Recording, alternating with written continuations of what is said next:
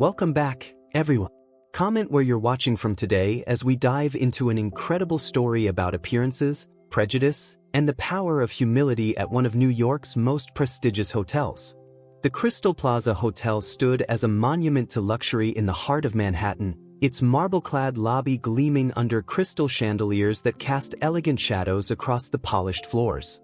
On this particular autumn evening, the usual parade of wealthy guests in designer clothing moved through the space with practiced indifference to their surroundings.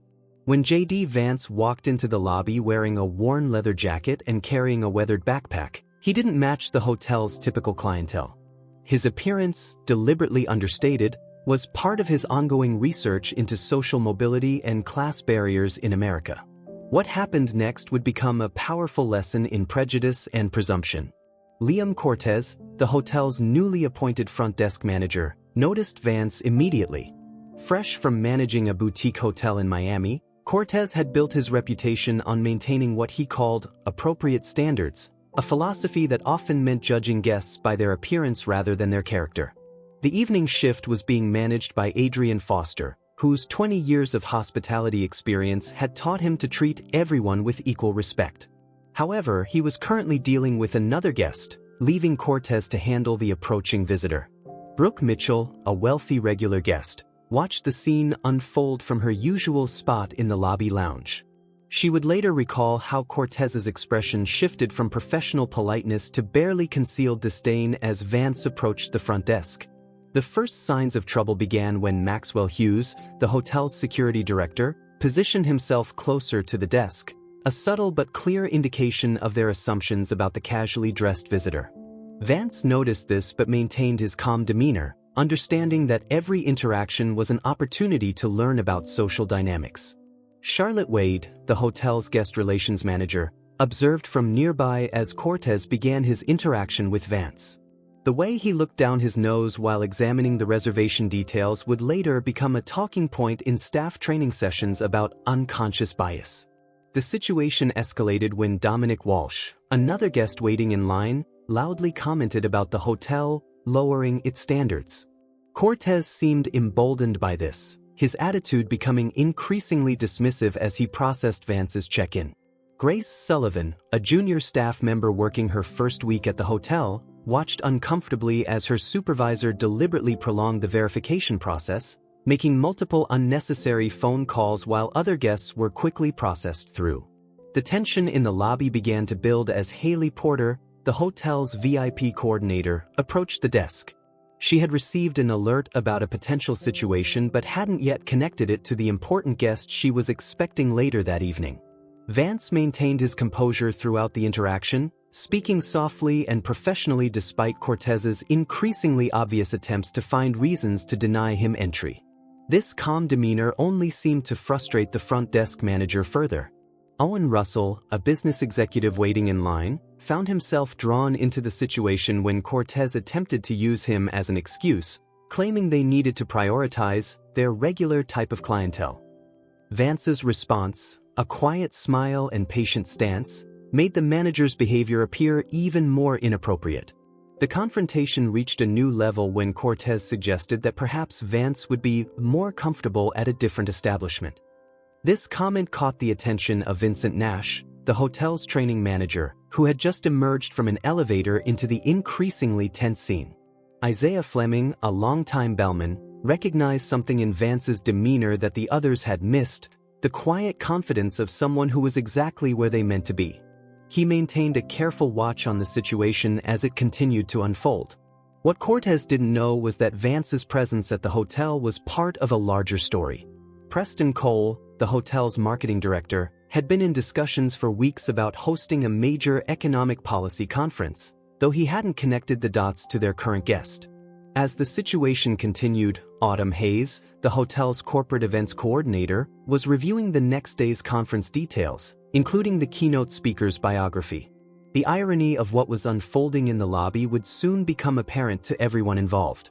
The tension peaked when Cortez made a show of calling his superior, Heath Marshall, to verify the reservation policy.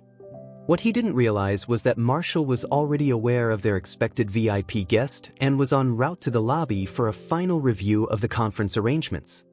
Throughout the exchange, Vance's responses remained measured and thoughtful, each word carefully chosen to reveal more about the assumptions being made than about himself. Desiree Morton, a travel blogger sitting in the lobby, had begun recording the interaction, sensing that something significant was unfolding. The other guests in the lobby had fallen silent, watching the scene with increasing interest. Among them was Mariah Patel, a sociology professor who would later use this incident as a case study in her lectures on social privilege and prejudice. As the confrontation approached its climax, Selena Barrett, the hotel's public relations director, emerged from her office, having been alerted to a potential situation in the lobby. What she found was about to become either a PR crisis or a powerful learning opportunity. Have you ever been judged by your appearance? Share your experiences in the comments below, and don't forget to subscribe for Chapter 2, where we'll reveal how J.D. Vance's quiet dignity led to a moment of revelation that would transform the Crystal Plaza Hotel forever. As the confrontation at the Crystal Plaza Hotel continued to unfold, the atmosphere in the lobby grew increasingly tense. What had begun as a simple check-in was about to transform into a powerful lesson about prejudice and presumption that would reshape the hotel's entire culture. Courtney Chapman, the hotel's customer experience director, had just finished reviewing guest satisfaction reports when she noticed the unusual silence falling over the lobby. Years of experience had taught her that this kind of quiet often preceded significant incidents. The situation escalated when Troy Hunter, a wealthy regular guest, loudly supported Cortez's behavior, suggesting that maintaining standards was essential for establishments like the Crystal Plaza. His comment caused Xavier Wright, a junior staff member, to shift uncomfortably behind the desk.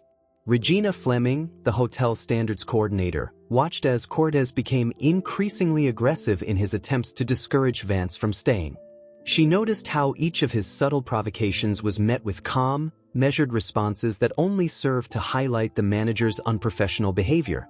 Malcolm Curtis, a business executive waiting in line, found himself drawn into the situation when Cortez attempted to use him as an example of their typical clientele.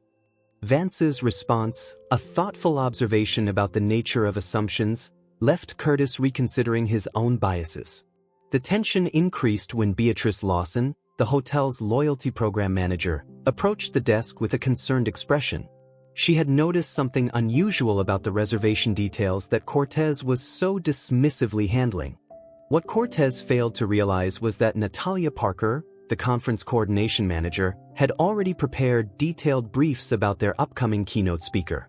The photo in her folder bore a striking resemblance to the man being so rudely dismissed at the front desk.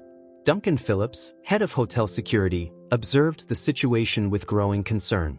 His years of experience told him that Cortez's behavior was not only inappropriate but potentially damaging to the hotel's reputation.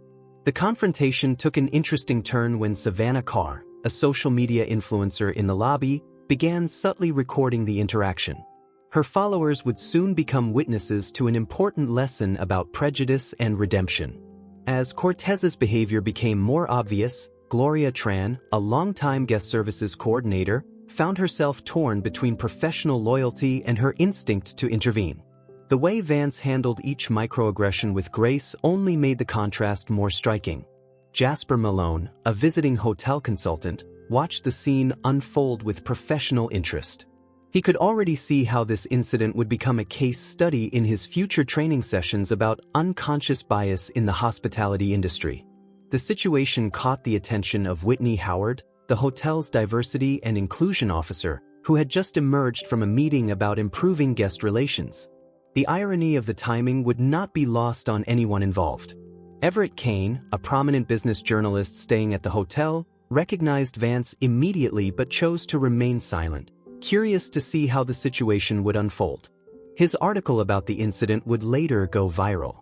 The tension peaked when Ramona Burke, the hotel's executive housekeeper, overheard Cortez making dismissive comments about maintaining the hotel's image, while speaking to Harrison Reed, another front desk agent. Meanwhile, Melody Chin, the hotel's events manager, was reviewing the schedule for tomorrow's economic policy conference, including the detailed biography of their keynote speaker. The description she was reading stood in stark contrast to the scene unfolding in the lobby. The situation drew the attention of Wesley Graham, a hotel industry veteran who was visiting the property for an assessment. His report would later cite this incident as a critical example of how not to handle guest relations. As the confrontation continued, Garrett Foster, the hotel's staff development manager, began taking mental notes. He knew this interaction would become a crucial teaching moment for future training sessions.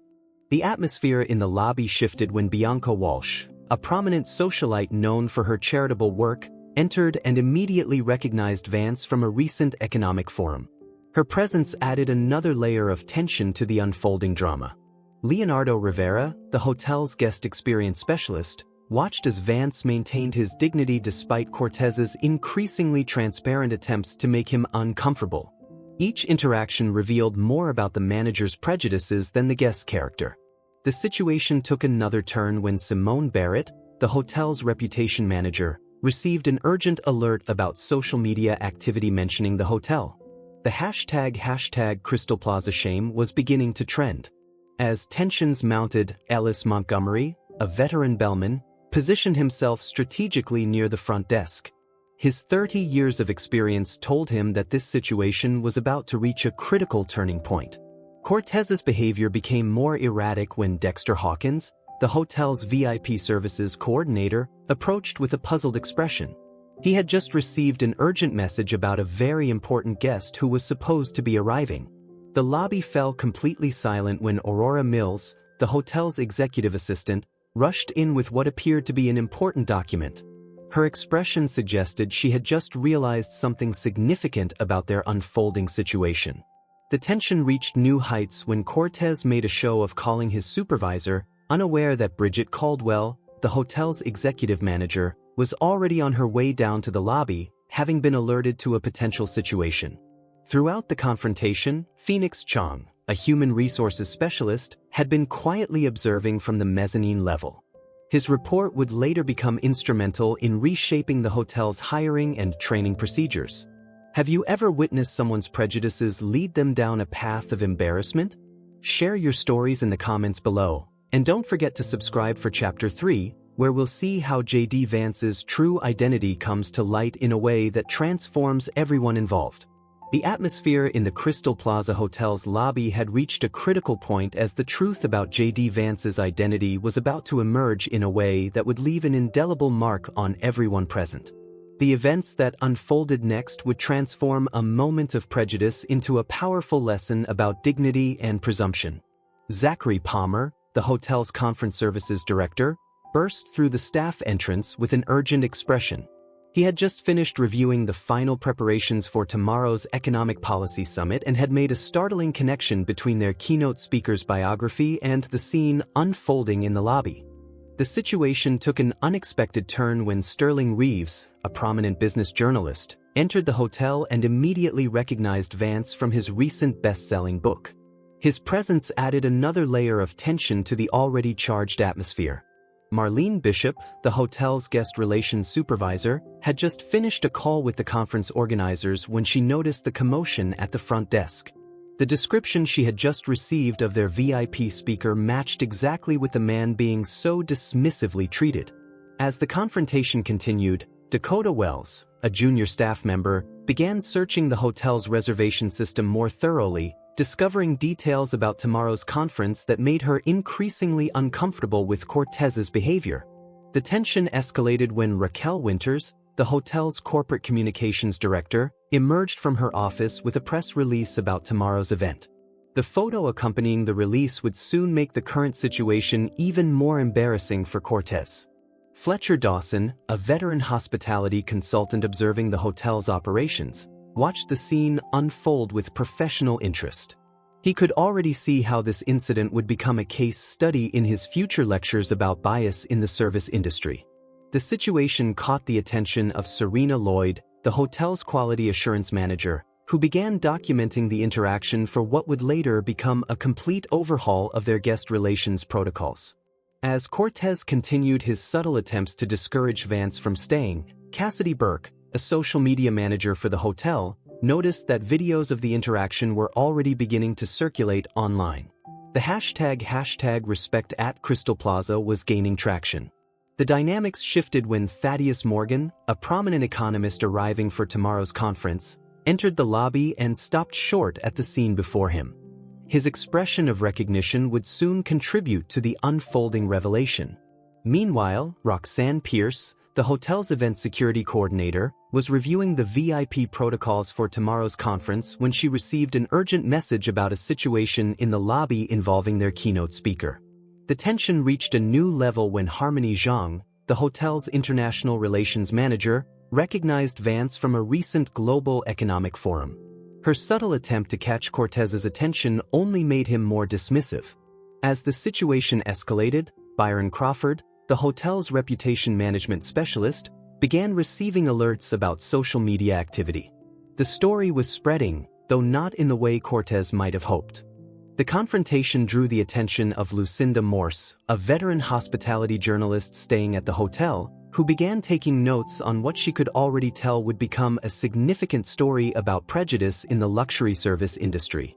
Cortez's behavior became more aggressive when Dante Russell, another wealthy guest, loudly supported his actions, creating an uncomfortable alliance that only served to highlight the inappropriateness of their assumptions.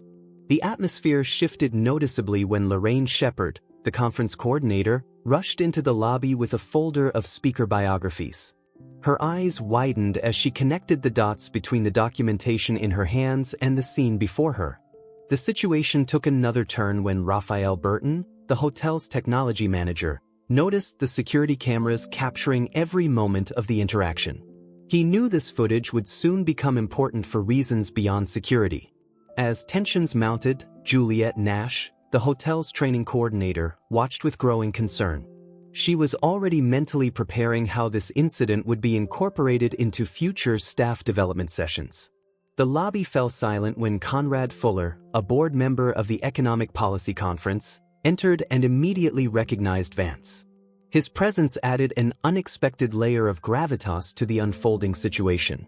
Throughout the confrontation, Sylvia Holden, the hotel's cultural sensitivity advisor, had been observing from a distance. Her report would later become instrumental in restructuring the hotel's approach to guest relations. The situation reached a critical point when Marina Ross, the hotel's executive concierge, received an urgent message about the arrival of their keynote speaker. Her attempt to signal Cortez only made him more determined to assert his authority. As the tension built, Quincy Hughes, a prominent business leader arriving for tomorrow's conference, entered the lobby just in time to witness Cortez's most condescending moment yet. His reaction would soon contribute to the manager's comeuppance. The dynamics shifted again when Valentina Patel, the hotel's crisis management specialist, emerged from her office with what appeared to be urgent documentation. The papers in her hand would soon reveal the true magnitude of Cortez's mistake. Throughout the exchange, Desmond Warren, a veteran bellman, maintained a careful watch on the situation. His years of experience told him that this confrontation would become a defining moment in the hotel's history. The atmosphere grew more charged when Rosalie Blake, the hotel's media relations manager, noticed several journalists in the lobby beginning to pay attention to the unfolding scene. The story was about to take on a life of its own. The tension peaked when Imogen Scott, the conference's logistics coordinator, attempted to intervene, having finally realized the identity of the guest being so poorly treated. Her recognition would soon trigger a cascade of revelations. Have you ever witnessed someone's prejudices completely backfire on them? Share your stories in the comments below, and don't forget to subscribe for our final chapter, where we'll see how J.D. Vance's true identity is revealed in a way that transforms not just the hotel, but everyone involved in this extraordinary encounter. The moment of truth at the Crystal Plaza Hotel had finally arrived. What had begun as a simple check-in was about to transform into a powerful lesson about prejudice, humility, and the danger of judging others by their appearance.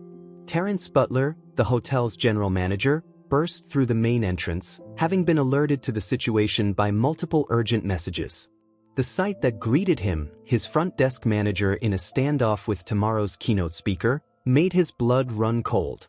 The revelation began to unfold when Camille Hendricks, the Economic Summit's chief coordinator, rushed into the lobby with a stack of press materials.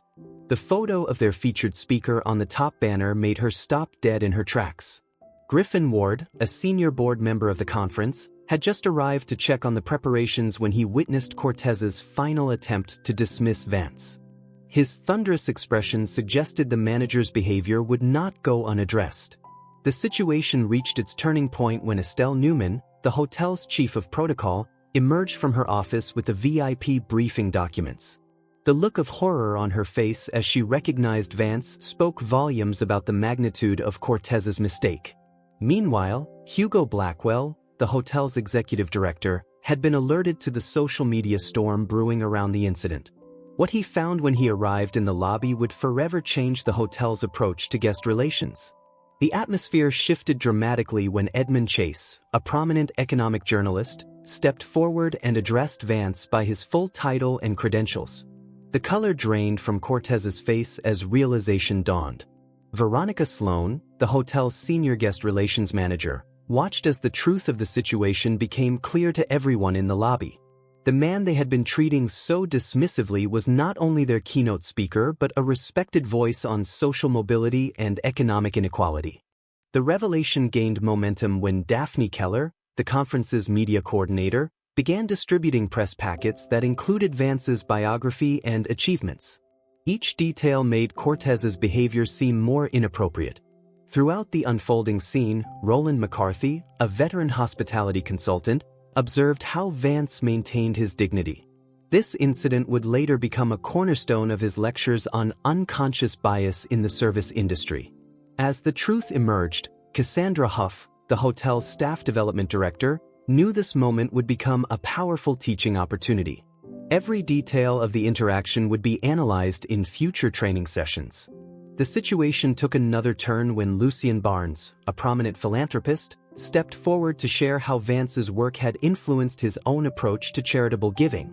His testimony added another layer of significance to the moment.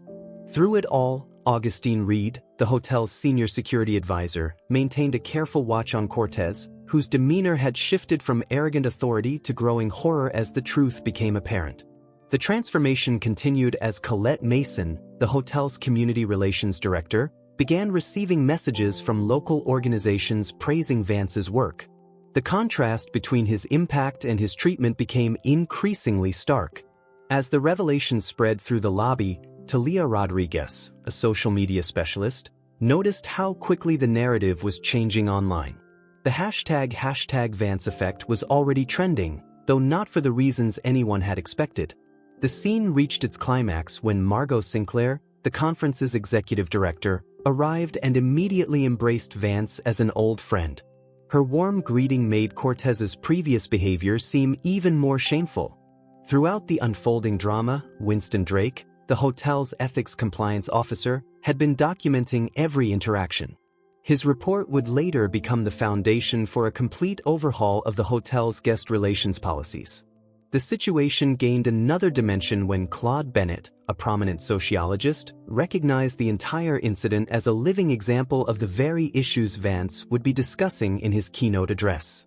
As the truth settled over the lobby, Deirdre Moss, the hotel's corporate training director, could already envision how this incident would reshape their entire approach to guest services. The atmosphere shifted again when Salvador Hayes, a veteran hotelier visiting the property, stepped forward to share how Vance's books had influenced his own management philosophy. His testimony added weight to the unfolding lesson.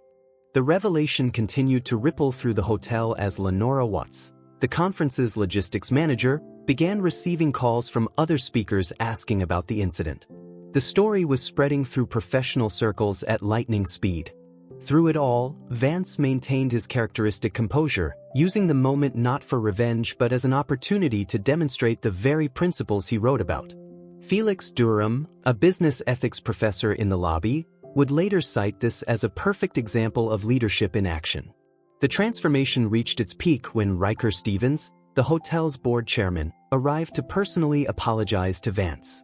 His public acknowledgement of the hotel's failure set the stage for systematic changes.